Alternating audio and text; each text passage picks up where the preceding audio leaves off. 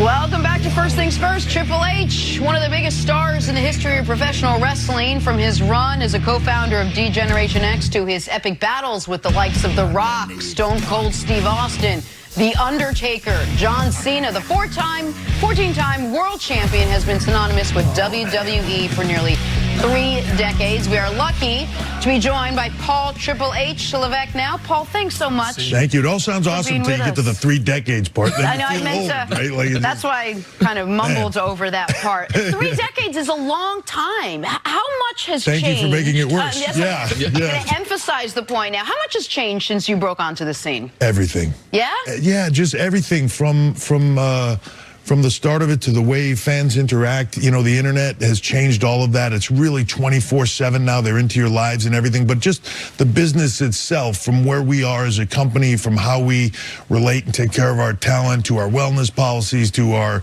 just every component of it. The performers are professionals. Every aspect of what they do has been raised to another level of professionalism, and you see that across the board, and it's carried over into everything we do with our partners. NBCU, Fox Sports, you know, I mean, sure. it's now just, it's where it should be. Now, Paul, you have a unique perspective, because being involved in 3 different decades, like you've seen it evolve, not only from being right there as one of the stars, one of the they're founding it on you and your ability, but now you're on the business side. So give me a little bit, what's changed from the athletic side of things, and then now you're trying to transfer, you're putting on a total different hat on the business side, and that typically with athletes, we struggle trying to manage that, transitioning over. You know, I always had a fascination with the behind the scenes of the business, even when I was a performer, and what it took and what it would take you to do to get to that next level. For me, I've watched that transition, as you said, from starting out at WrestleMania. I wasn't there, but as a fan, watching WrestleMania 1, closed circuit television, Madison Square Garden, to where we are now, you know, stadium shows. You know, it transitioned from closed circuit to pay-per-view to doing stadium shows on our own OTT network, the WWE network, and you can watch WrestleMania this Sunday or TakeOver, NXT TakeOver tonight from the Barclays Center on our WWE network on any device you have, a phone, a computer, your television, it doesn't matter. You can stream it to anywhere. You know, that transition has been amazing, but for me to be on the business side of it now, trying to find that next level of athlete. When I started in the business, there was no path to get to the WWE. It was like saying, I want to be a trapeze artist. Where do you start? Right.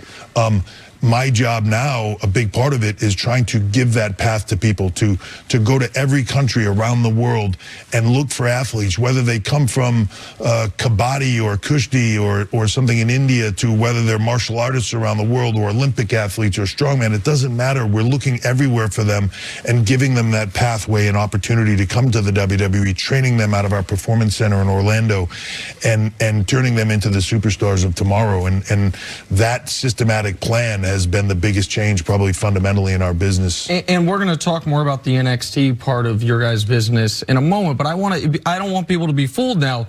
That picture that we have right there, I don't know when that picture was taken, but they're going to be taking a similar picture here at WrestleMania. Like we were talking off the air, in addition to being the business side of things, I mean, you're fighting Batista at WrestleMania, so you have to also be training twice a day, you said, to get ready for that. Tell us about what you expect in that match. While you're kind of his boss, but I don't think he's going to care in the moment, in the no-holds-barred match at WrestleMania. No, yeah, it might make it worse.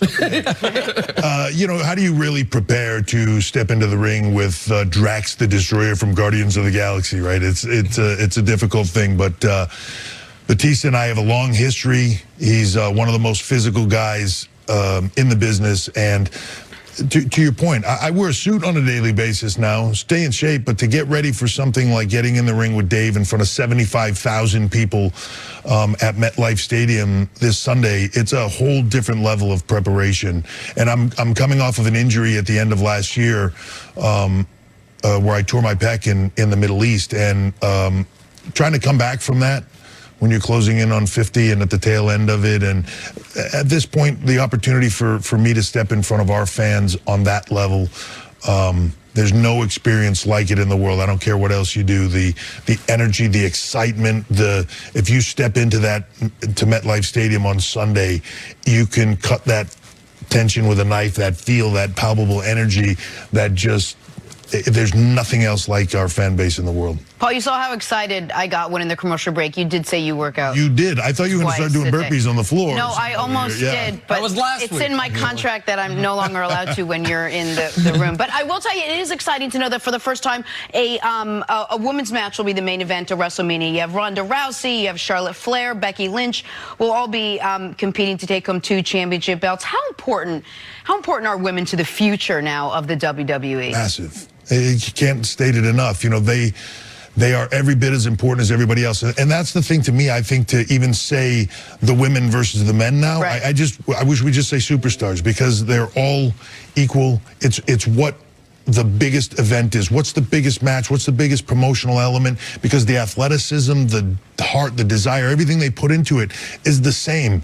You know, and as the world has become more accepting of female athletes and their place in the world, WWE has been able to step into that because we've had the athletes there ready to go, and our male talent are supportive of them, which is the key. They've embraced it. As much as they want to be the main event this Sunday at WrestleMania, you see these guys saying, well, look, I want to be the main event, but they deserve to be the main event. Just as a quick follow-up, how important is it for you? Because you're out there recruiting the talent. Yeah. I mean, you're picking the groceries. So you're out there, you're in control of that. How important is it for you that we see some type of balance as far as the male and the female? It's massive. When I first started that process with our developmental system, even in NXT, I didn't understand. It just was foreign to me, the difference. Why are we training women differently? Why are we doing this differently? I want to recruit athletes that can do this better than anybody else. I want the same charisma, the same dedication, the same professionalism that the men have. We're going to train them the exact same way, and then we're just going to give them a platform.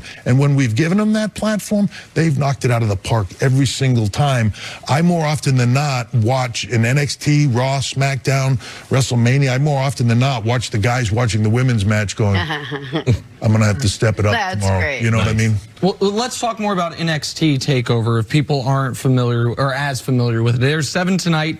It's 7 Eastern, I should say, on WWE Network. It's become, I would say, right there on the business side of things for you, a huge part of your legacy. Like, some people always know you as Triple H and the pedigree and all of that. But on the business side, this is first paragraph type of stuff when they're describing who you've been. You've explained a little bit why it's so important, but tell us a little bit more about not only the importance, but the process for you in finding these next generation of superstars. So as you go through the world and you recruit, you find this next level of athlete, and you try to train them and get them going. The thing you have to do is then give them the platform to succeed on and help make them stars. NXT does that. And as we started the brand, it very quickly became massively popular. It became our 3rd touring brand. We do 200 live events a year. Our takeover events sell out. They trend globally, worldwide. It's even led us to starting a UK version of the NXT brand that's based there, and we'll do that around the world. But it has become, in essence, for me, it was going out and creating the college football feeder system to the NFL. And that is exactly what we did with this. And you see that right now on Raw and SmackDown, 80% of that roster of Raw and SmackDown came directly out of NXT. They were already stars to a large portion of our fan base that got moved up into Raw, SmackDown. You'll see almost all the matches, except I think 1 or 2 that happen to have 30-year veterans in them. I was going to say, you're not part of that feeder. But they came out of that system, all these matches. So the superstars that you see of today came from there. The superstars of tomorrow you will watch tonight on NXT TakeOver, and you know, much like in college football or anything else, you can feel their hunger. They are here and they're trying to get to here, and their hunger and their passion and their drive and desire to get to that next level, it really shows in the product. I want to follow up on one thing, because I came up in your era, in the Attitude Era, and when I came up, there was the Monday Night Wars, there was Raw was the biggest thing going. And then SmackDown came along. I was at, I don't know if it was the first ever, one of the first ever SmackDown events was in Kansas City. I remember being there in my teenage years. I think I beat up The Rock. And then I'm sure you did. Yeah. And so, but I remember being at, I think it might have been the first. But regardless, now SmackDown's coming to Fox starting, I think it's October 4th, Friday, October 4th. It has become an enormous part of your guys' success. Can you tell the audience a little bit about the growth of SmackDown and the importance of it? It's been huge. You know, the one thing with the WWE fan base, WWE Universe, seemingly the more we give them, the more they want. And when we gave them SmackDown, there was debate internally of, do we really need another show? And we gave them SmackDown, and they gravitated towards it. The shows inherently have a slightly different feel. Yep. But I can tell you, as important as it has been, this opportunity for us with Fox and to step to a whole nother level, and what Fox brings to the table as the kind of preeminent brand for sports out there, and putting sports out there. They are the leaders, and when it comes to that, us to be on there and have that backing and the partnership of, you know, the NFL games and NCAA and Major League Baseball and everything that sits within that world, for us to be a part of that and to connect to that is massive for us, and vice versa. You know, we'll bring an entertainment component, and that you see often copied in sport. We'll bring that to the table as well. So while I think SmackDown has been massively important, wait until October 4th. October 4th on Fox, this thing goes to a whole nother level. This thing, SmackDown, will become bigger than anybody could have ever imagined it because of this partnership. It's gonna be incredible. All right, Paul, we do now get to break a little news that should get the WWE Universe buzzing. Beginning this fall right here on FS1, we'll be launching a new weekly WWE studio show on Tuesday nights, completely separate from SmackDown. We were just talking about. The show's going to discuss everything going on in the WWE Universe, including SmackDown, Monday Night Raw, yes, Triple H, your baby, NXT.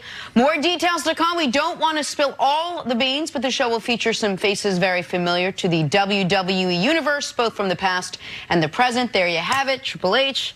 What do you think? This is something I have wanted to happen for a long time. I think this is the perfect opportunity for it. A studio show for us, you know, it kind of, because of the sports entertainment aspect of it, it's an analyst show where you're talking about the athletic component of it. It's also an entertainment, sure, you know, right, where you're talking about where things are going and the storylines and the characters and all of it. This is going to be one of those shows that if you are a WWE fan, across the board, this is the show that will be can't miss, because it's going to talk about everything you love in a way that you can't get anyplace else. It's never really existed anywhere. It's been like on message boards and things, people discussing this type of thing, but someone recognizing there's the athletic part of it, but then there's the storyline aspect, which is really what brings people back every week. They've never had this type of professional, official analysis on a weekly basis. To take people deeper into the personal lives and the day-to-days of what goes on behind the scenes to being a WWE superstar, and everything that goes with it, that success, that failure, that heartbreak, that sorrow, that elation of WrestleMania moments, all of it, to see that all take place here, but in a way that's never been shown before. I can't wait for this. Paul, thank you so much. Thank you. We really appreciate it. It's very exciting. We'll be sure to check out NXT TakeOver tonight, WrestleMania on Sunday, and the next time you need someone in the corner doing burpees for like an hour straight. We're going to train together next time. Cannot wait. Oh, you just I knocked a dude out in high school named Paul. Back Now, after he ain't this. had quite the size head you did and everything, but I'm just telling you.